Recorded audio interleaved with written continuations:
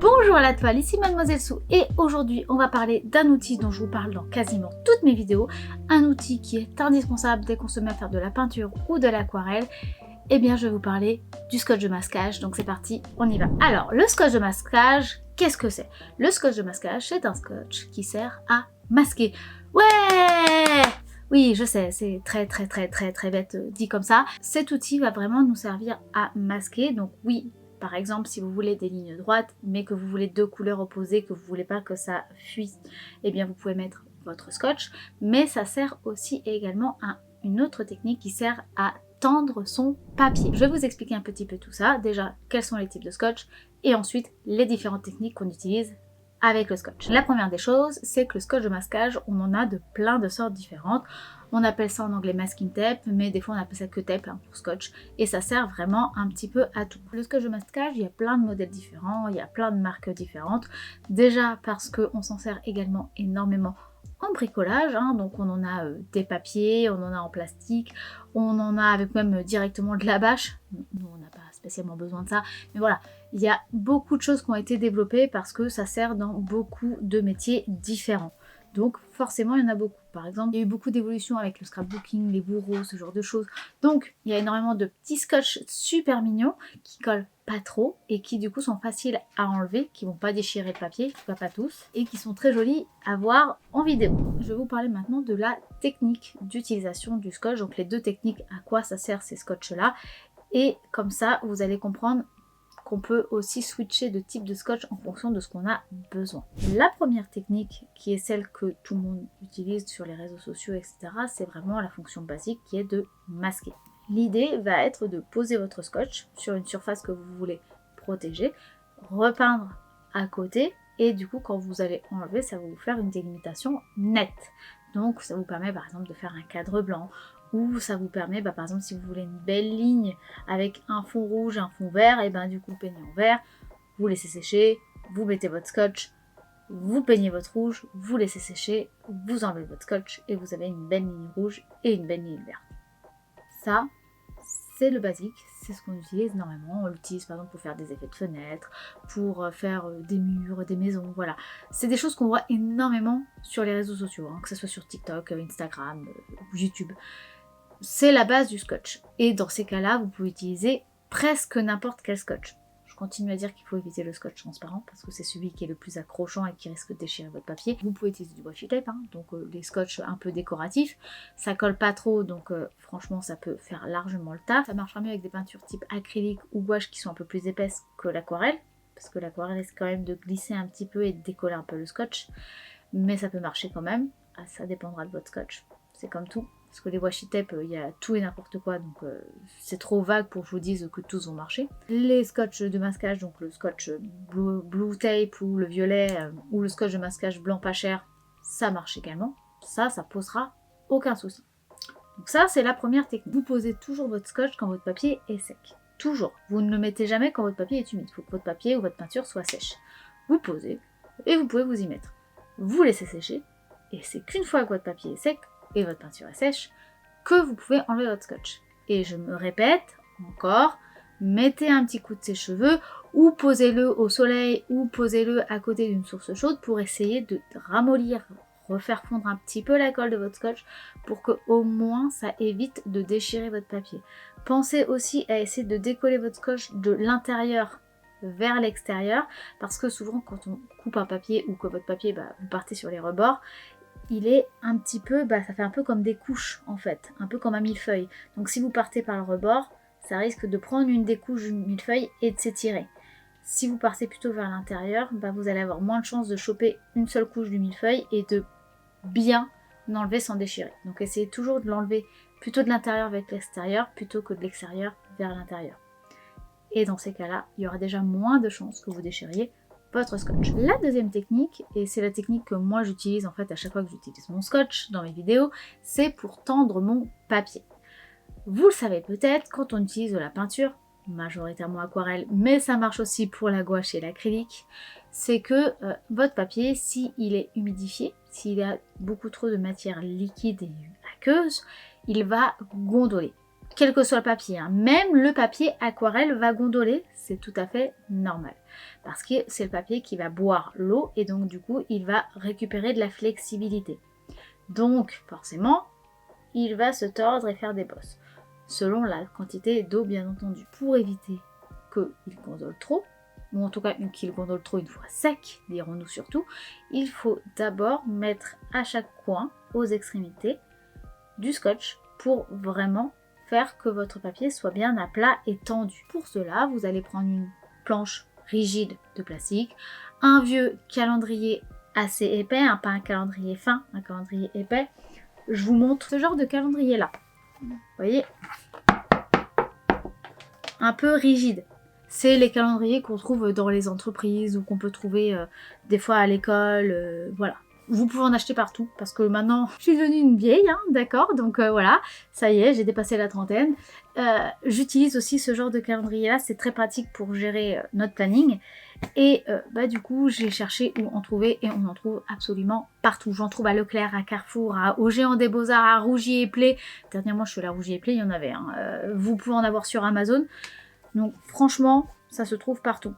Ce qui est bien, c'est quand on est en entreprise, parce que quand on est en entreprise, on peut les avoir gratos. Alors que sinon, le reste, vous êtes obligé de payer. Moi, justement, ma technique pour ce qui est de l'aquarelle, c'est que je demande à des gens qui travaillent dans des entreprises de me donner leur vieux calendrier de l'année passée ou des années passées.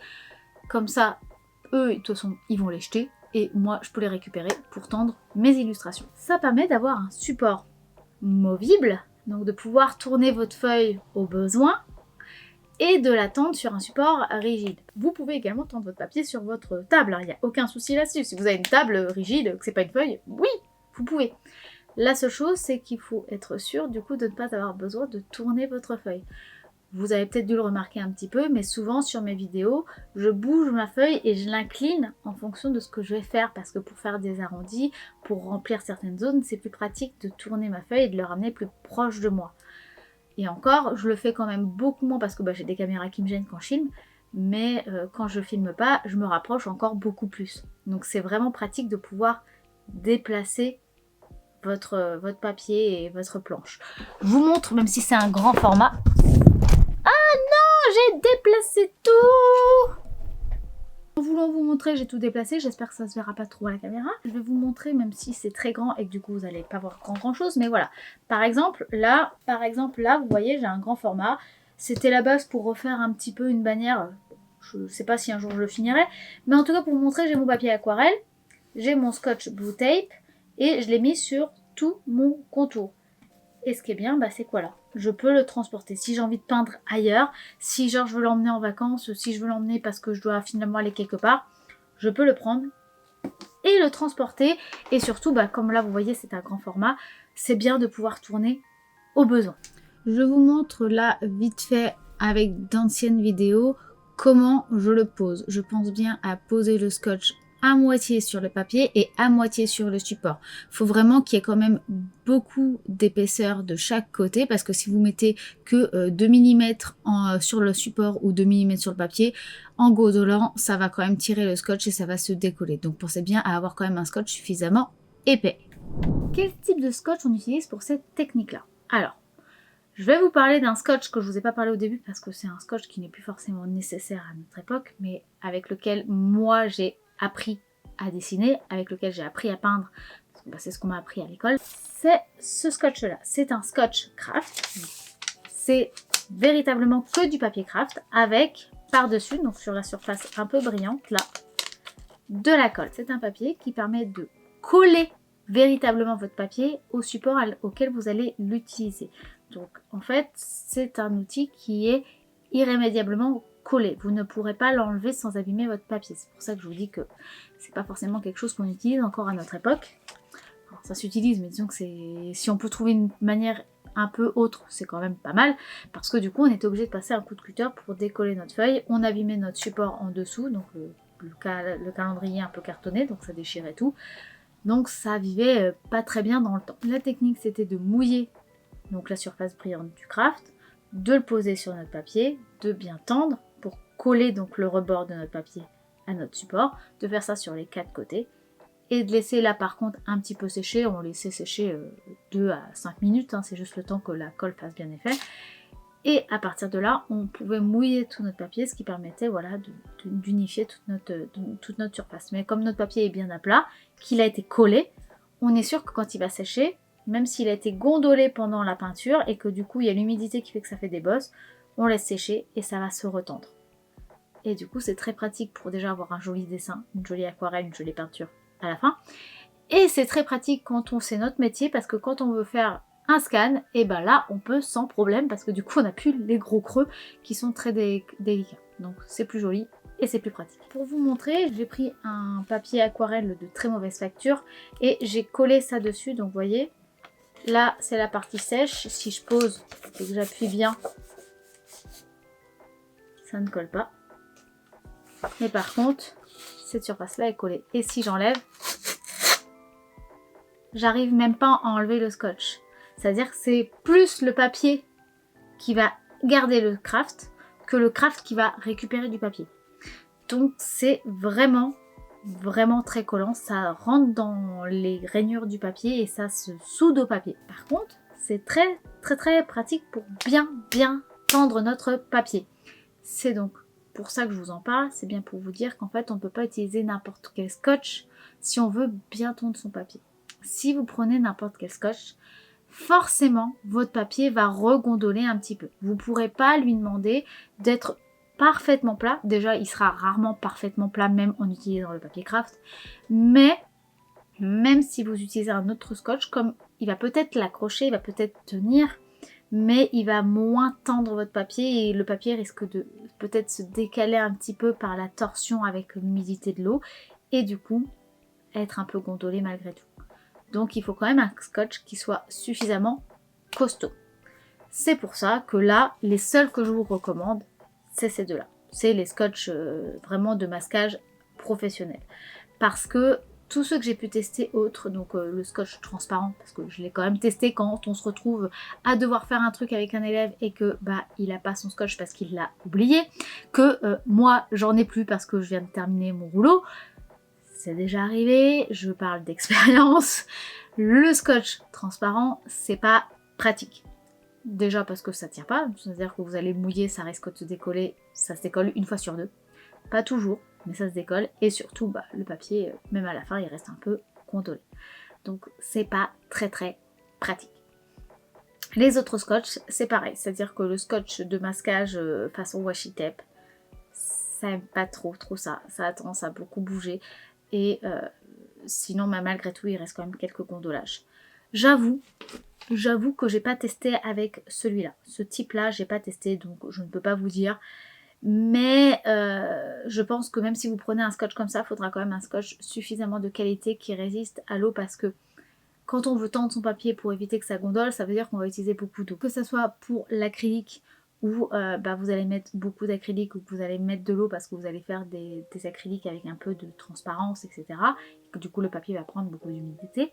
Ou parce que vous allez utiliser beaucoup d'aquarelle et que vous allez faire beaucoup d'aplats et que du coup ça va gondoler. Forcément.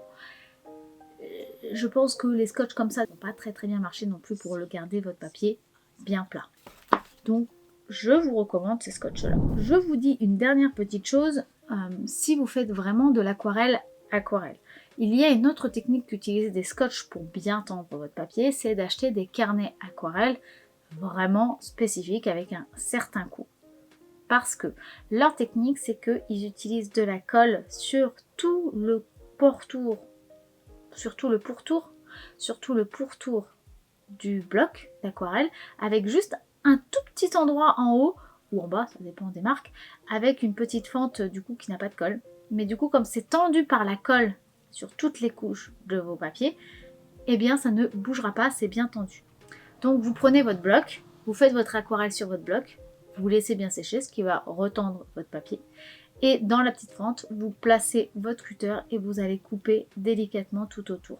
Et vous allez récupérer votre feuille qui sera intacte, qui n'aura pas de contour. Par exemple, si vous voulez vraiment utiliser toute votre feuille et que vous ne voulez pas de contour blanc, et bien dans ces cas-là, vous pourrez avec ces blocs-là. Mais dans ces cas-là, il faut prendre un bloc d'aquarelle avec les contours bien collés.